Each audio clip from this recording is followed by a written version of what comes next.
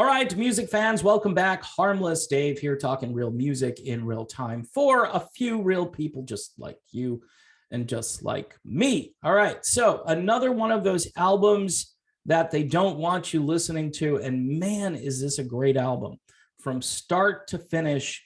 Back in 2000, 2001, right after that crazy presidential election where nobody knew who won for a little while. And right after that, this album came out by Huey Lewis and the News called Plan B. He was Plan B. He was telling his audience, look, if neither of these guys work out, then I'm Plan B. I love the back cover, all the buttons. I wonder if those were actual collectibles you could get. And with the internet being kind of new still, I'm wondering if you could order off the internet and get some Huey Lewis buttons, but there are a few actual candidate buttons on there. Let's talk about the album, though. Absolutely stellar. It's like a frat house party. It's R&B. It's blues. It's Motown. It's Stax music. It's all of those things that, quite honestly, Huey Lewis himself really loves. Now, by the way, no updates. Not anything I've heard about Huey Lewis and his condition with Meniere's disease, which is this inner ear thing which causes a ringing in his ears, and then he can't hear pitch. It's hard for him to understand people if they're not in the room with him and speaking directly to him and speaking succinctly. So that kind of ended Huey Lewis and his career, which is just sad. There's no known cure for it. I know he's tried a bunch of treatments, and I think he even tried to team up with a couple of real high-profile hearing institutions that just deal with this problem. But I haven't heard anything about Huey in quite some time. He did put out that album a couple of years ago called Weather, which was a shortened album because I think he could only get through so much material, and I think he had planned to record more. But that collection of songs, I think there are 7 of them, very good. But this album here went totally under the radar. It's on Silvertone Records. I think that's a subsidiary of RCA BMG. And again, one of those offshoot labels that kind of designed for the more elder statesmen at the time, where, you know, we're promoting, you know, Five for Fighting or whatever it was at that time. And here comes Huey Lewis with an album.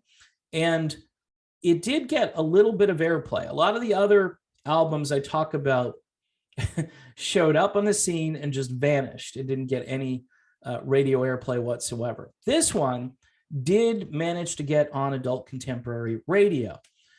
In fact, it was one of these songs that you probably either heard before or kind of knew about before, especially if you were into Southern rock. The band Wet Willie comes to mind, a gentleman by the name of Mike Duke, who joined Wet Willie in 1976, and he recorded some of his own material, and he's a great singer, songwriter, keyboard player. He's top notch in every category. And Huey Lewis recorded his song. It's called Let Her Go and Start Over.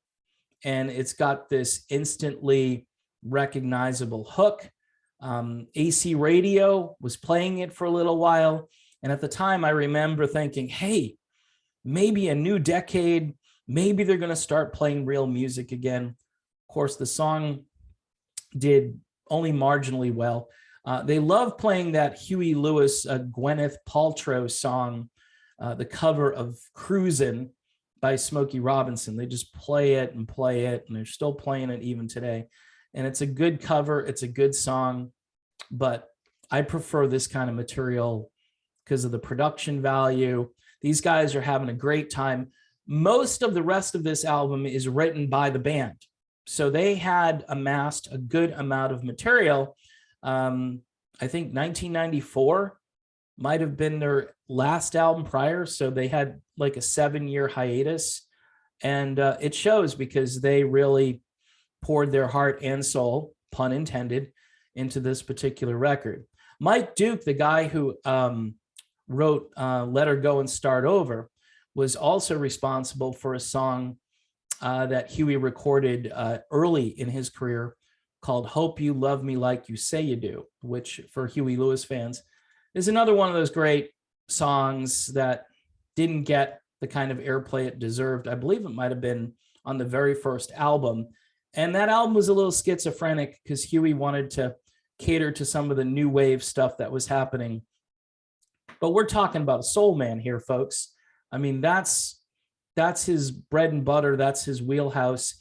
And if you missed Plan B, I'm telling you what, go grab a copy of Plan B. I just found out that this was uploaded to YouTube. It had been out of print forever. You might be able to, get a copy of it now that they uploaded it.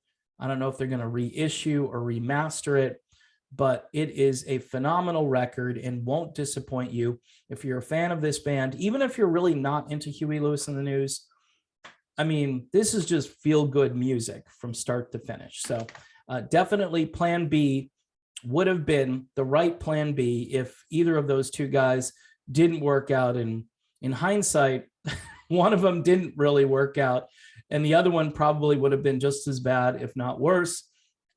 But we can pretty much depend on Huey Lewis every single time to be the commander-in-chief of really good music. Oh, wow, that was good. All right, done. Thanks for watching. Don't forget to subscribe, and I will see you soon.